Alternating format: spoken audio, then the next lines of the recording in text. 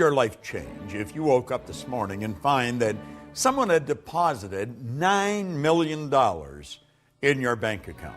How would that affect you? How would your mind shift if next week, just like that, you attracted 1,000 new clients into your business? 1,000. What would your life be like if, bang, just like that, you realized you had the energy of a 20-year-old? How would your mind shift if Mensa recognized you as the smartest person on the planet? They're good questions, aren't they? Well, let me tell you something. There's a lot more than 9 million just waiting there to come into your life. There's an infinite supply. And the 1,000 clients, there's tens of thousands of people out there just waiting for someone to come and serve them. And the 20-year-old energy, do you know all the energy there ever was or ever will be is 100% evenly present in all places at the same time. No one gets energy. Everyone releases energy, and desire is the triggering mechanism that releases energy. And as far as being the smartest, hey, listen, the smartest sometimes are not the most effective. Being smart isn't the answer. Being effective is the answer. Did you know that all the knowledge there ever was or ever will be is 100% evenly present in all places at the same time? I'm Bob Proctor, and I want to talk to you about the law of supply as we're going through and giving you an overview in this video series of the laws, those 11 lost laws. Supply is one of them. Do you know, Halliwell said that man's never satisfied, never satisfied. The fact is deplored by many, but God did not intend man to be forever satisfied. You see, dissatisfaction is actually a creative state. That's right. There's a lot of people that mix up satisfaction and happiness. You can be very happy and very dissatisfied. I am never satisfied with the results that we get in our company, any of the companies that we have. I'm happy with them, but never satisfied. See, dissatisfaction is a creative state. Yeah, it was dissatisfaction that led to the incandescent light. Edison just got sick and tired of dealing with a wax candle or a kerosene lamp. You see? Yeah, it was dissatisfaction that led the Wright brothers to introduce us to a brand new kingdom. Yeah, it was dissatisfaction that took Edward Hillary right to the top of the world.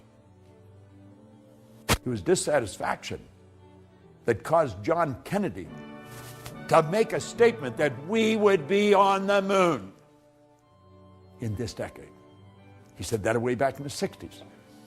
Now, I hope you are dissatisfied. And if you're not, well, I'm going to say a quiet prayer for you. See, we believe, therefore, that it is right and good for people to seek to gratify all pure desires and ambitions.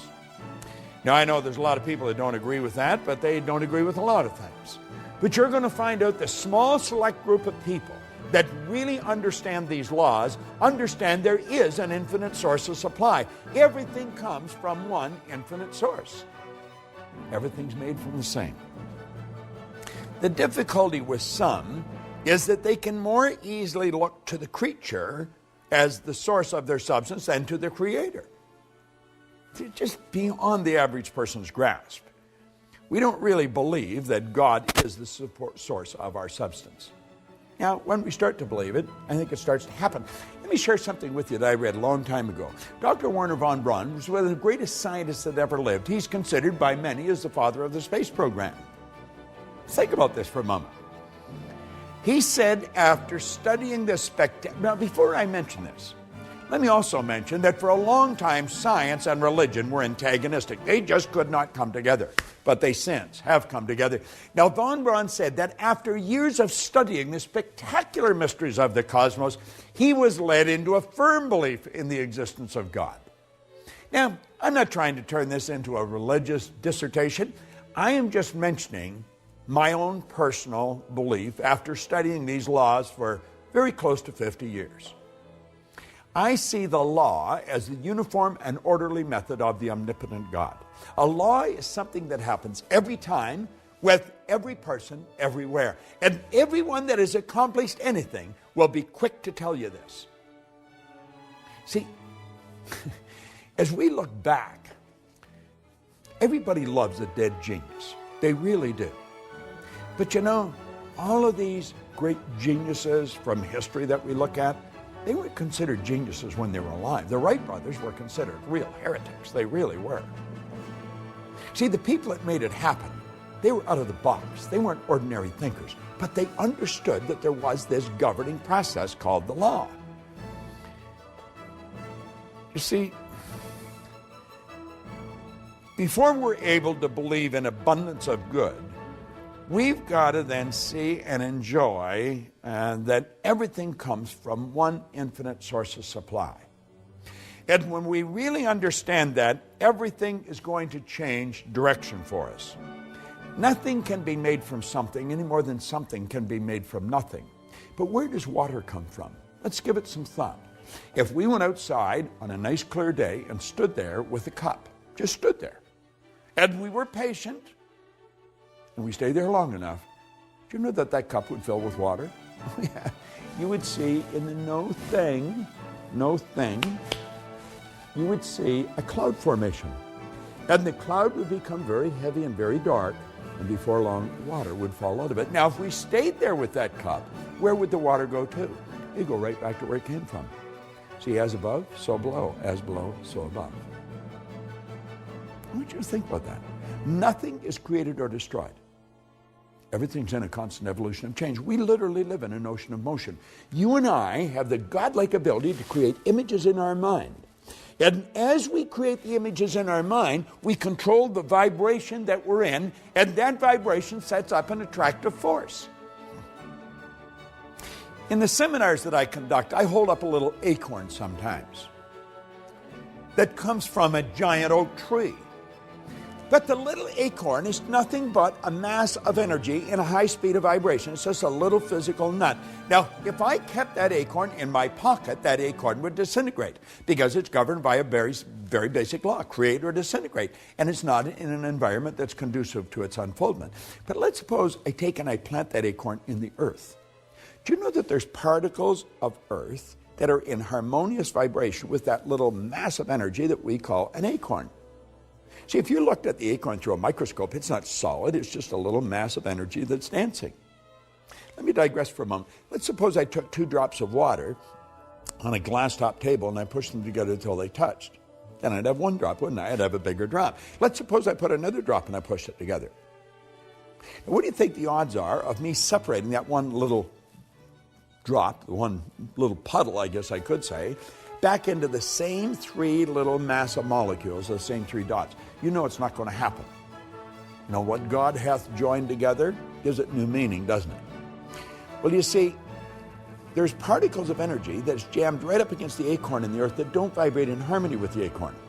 But there's particles of energy that do vibrate in harmony with the acorn, and the acorn's like a magnetic force, and if you could see it with the naked eye, you would see little particles of energy marching just like obedient soldiers right towards the acorn. And as they touch the acorn like that, like the 2 drops of water, they become one with the acorn. And this process is continuous. It's continuous. And the only particles of energy that the acorn can attract are the particles that vibrate in harmony with it. They're on a frequency. And the acorn keeps attracting and keeps expanding. And the shoots come out of the bottom, and then it breaks through the earth, and it attracts from the atmosphere as well as from the earth. And before long, you'll see a giant oak tree. All by attraction. It's all energy moving. There's one source of supply, just one. Well, do you know that you are attracting to you right now from an infinite source? Now, if you're holding thoughts of lack and limitation, that's what you're going to attract. The universe, by law, can only give you what you put in the order for. What are you putting in the order for? We talked in a previous video about thinking. There's a law of thinking. Well, as you think, you attract. So think about it. What have you put in an order for? What are you attracting? Everything comes from one infinite source.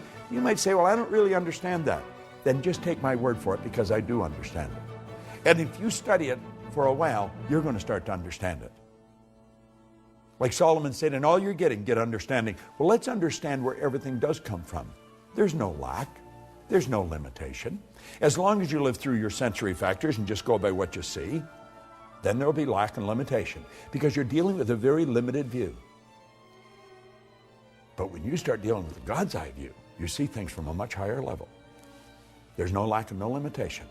And understand this, what you think you attract, and you attract from one infinite source of supply.